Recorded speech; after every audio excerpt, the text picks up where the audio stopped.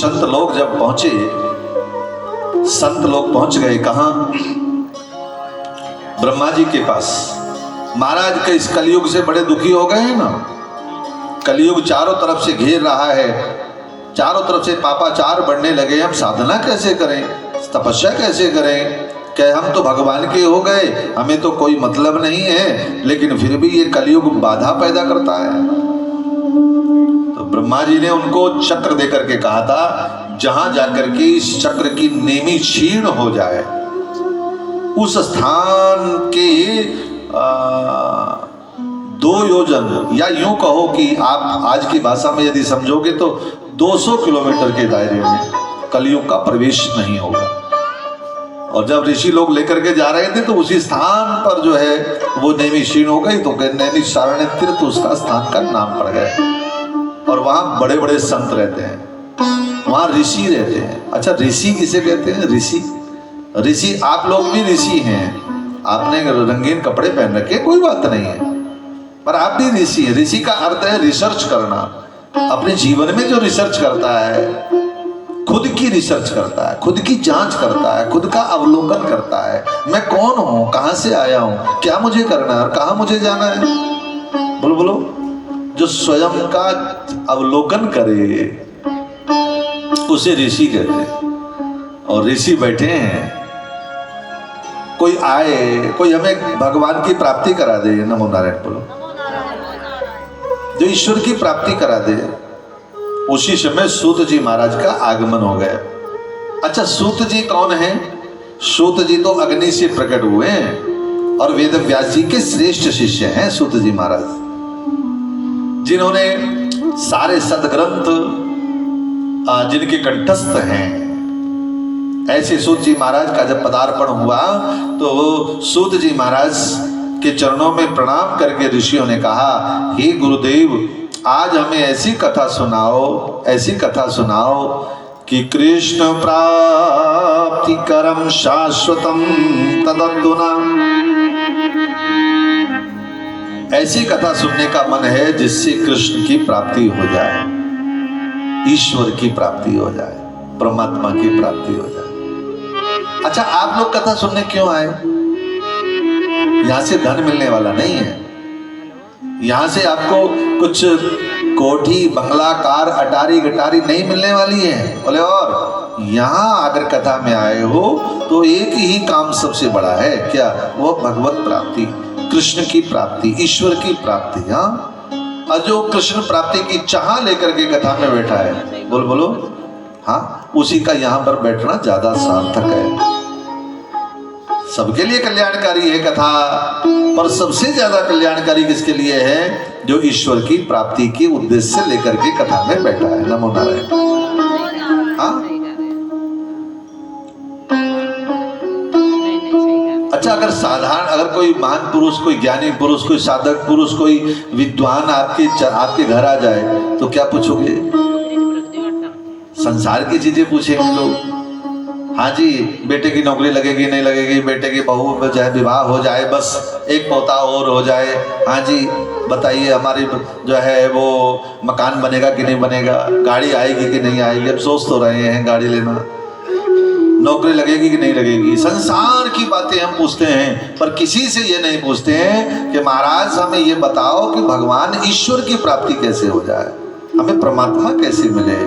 और जब तक वो नहीं मिलेगा तब तक जीवन में भटकाव रहेगा। नोट कर लो बात को। हाँ, जब तक प्रेमी को प्रेमी नहीं मिलेगा तब तक दोनों ही बोलो अशांत रहेंगे, और बोलो मिलने के बाद दोनों शांत हो गए। ऐसे ही जो भगवान को पाने का की अभिलाषा लेकर के कथा में बैठता है, कथा उसी के लिए सबसे उत्तम कही गई है। नमो नारायण बोलो। हाँ, और यदि मेरी आवाज आपके कानों में पहुंच रही हो तो कथा जब आरंभ हुई, नारद जी जब जब धरती पर आए जब तब दुखी हो गए। नारद जी ने धरती पर भ्रमण करने के लिए आए और जगह जगह हमारे जितने भारत के तीर्थ हैं सभी तीर्थों पर उनका जाना हुआ। तीर्थों के पर जाकर के उन्होंने देखा, और वो जब लौट करके वापस आ रहे थे तो उन्हें भक्ति से उनका संपर्क हुआ, भक्ति से आमना सामना हुआ। ज्ञान वैराग्य दुखी हैं, भक्ति ने आग्रह किया, नारद जी ने उनका दुख दूर करने का बहुत प्रयत्न किया, श्लोक सुनाए, मंत्र सुनाए। अब सुनाए तो हैं, पर वो जो उन मंत्रों का जो सार है, जो ज्ञान है, वह नहीं सुनाया। श्लोकों से उनके अंदर चेतना तो आई ज्ञान और वैराग्य को, लेकिन बिल्कुल चेतन नहीं हो पाए, बिल्कुल जागृत नहीं हो पाए, फिर सो जाते हैं। इसका अर्थ यह है कि मैं भी यहाँ पर बैठ कर के 3 घंटे मंत्र बोलता रहूंगा और मंत्र बोलता रहूंगा तो वो बात आपके अंदर चैतन्यता जागृति नहीं पैदा होगी। जो कथा उन मंत्रों का अर्थ जो कथा है वो सुनाऊंगा तो ज्यादा जागृति पैदा होगी, ज्यादा विचारों में बदलाव आएगा।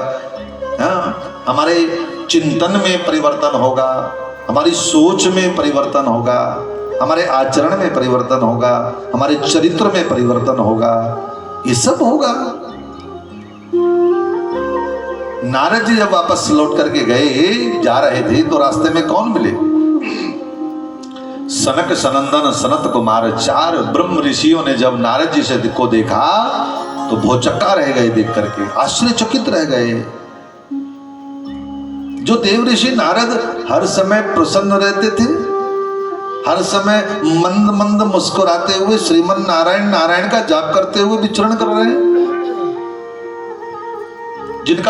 जिनके मुखमंडल पर भगवान के नाम का ऐसा अलौकिक आभा झलकती रहती है, और आज वह नारद मुरझाए हुए चेहरे को लेकर के आ रहे हैं। नमो नारायण। ऐसा उदास निराश चेहरा लेकर के आ रहे हैं। तो सनकादिशों ने पूछा, कुतस चिंता तुरो, नारद जी क्या चिंता है तुम्हें, आपको कौन सी चिंता है? नारद जी ने कहा, हे ऋषियों, मैं अपने दुख से दुखी नहीं हूं और मैं संसार के दुख से दुखी हूं। मैं धरती पर घूमने गया था, कहां कहां गए थे? हरि क्षेत्रम कुरुक्षेत्रम श्रीरंग सेतु बंधनम। मैं हरि क्षेत्र गया, हरिद्वार गया, बोलो, कुरुक्षेत्र गया, गंगा गोदावरी, बोलो, द्वारिका, जगन्नाथपुरी गया।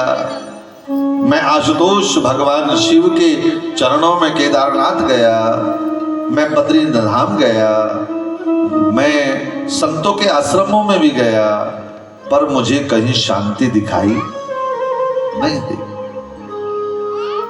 हमारे तीर्थों पर देवता रहते थे, लोग जाते थे तीर्थों पर, यज्ञ करते थे, याज्ञ करते थे, तपस्या करते थे, पर आज तीर्थों को पर्यटक का स्थान बना लिया, पिकनिक का अड्डा बना लिया लोगों ने, इसलिए कहा तीर्थों पर शांति नहीं है।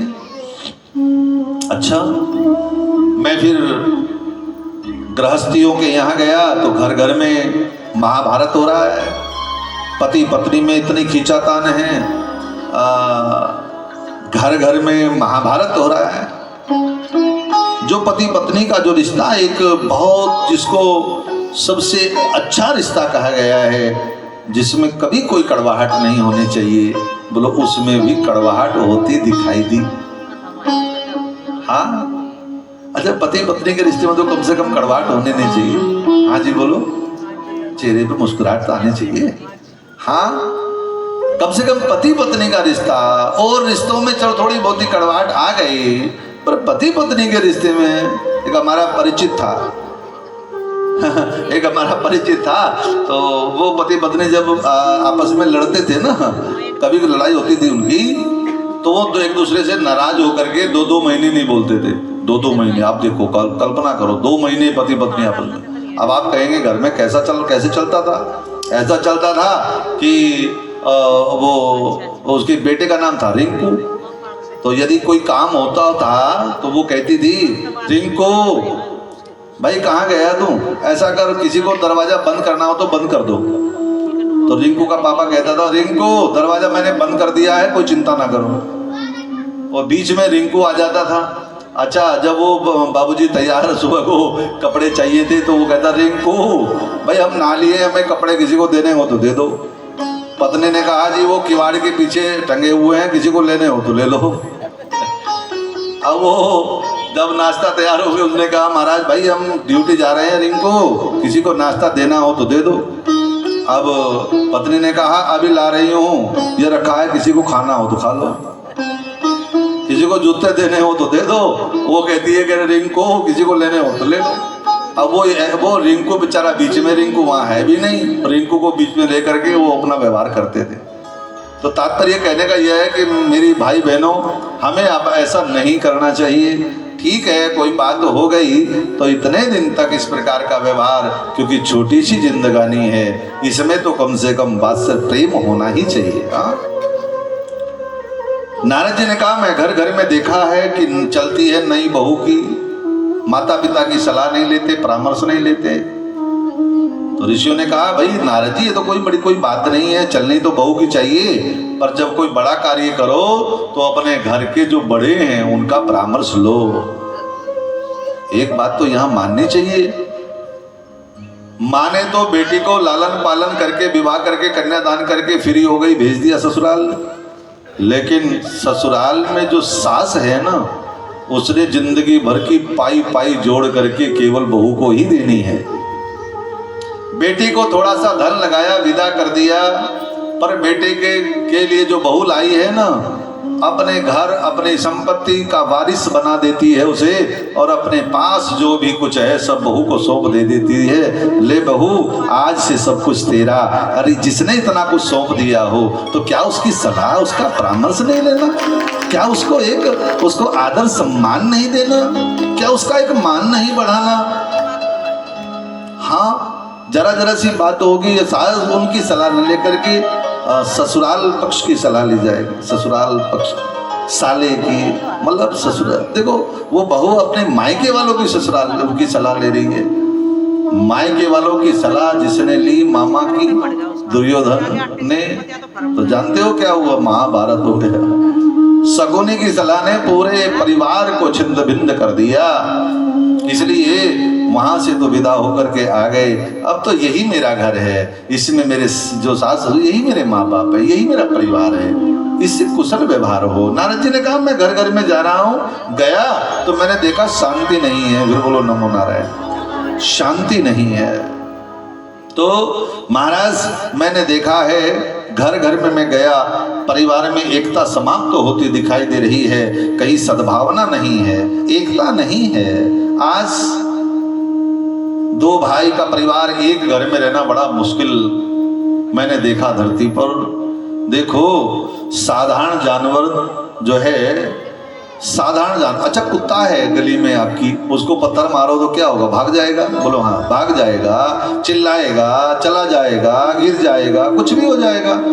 लेकिन वही पत्थर उठा करके जरा मधुमक्खी के छत्ते पर मार करके देखो, बोलो है, शकल बिगाड़ देगी, शकल बिगड़ जाएगी। कारण क्या है कि उस मधुमक्खी के छत्ते में एकता है। जितनी मधुमक्खियां एकता के सूत्र में बंधी है, सद्भावना से बंधी है, इसलिए कोई उनका बाल बांका कैसे करे? साधारण जानवर को तो पता है कि एकता अगर कर नहीं होगी तो लोग हमें जला देंगे, मार देंगे, लेकिन मनुष्य एकता नहीं कर पाता। देखो सद्भावना की बहुत जरूरत है। घर में सद्भावना हो, मोहल्ले में सद्भावना हो, अपने कॉलोनी में सद्भावना हो, अपने नगर में सद्भावना हो, अपने देश में सद्भावना हो, क्योंकि सद्भावनाओं की शक्ति से ही हम अपना और अपने राष्ट्र का कल्याण कर सकते हैं। सद्भावना नहीं होगी तो हम ना अपना परिवार का भी उत्थान नहीं कर पाएंगे। उस सद्भावना का होना बहुत जरूरी है। नारद जी ने कहा, मैंने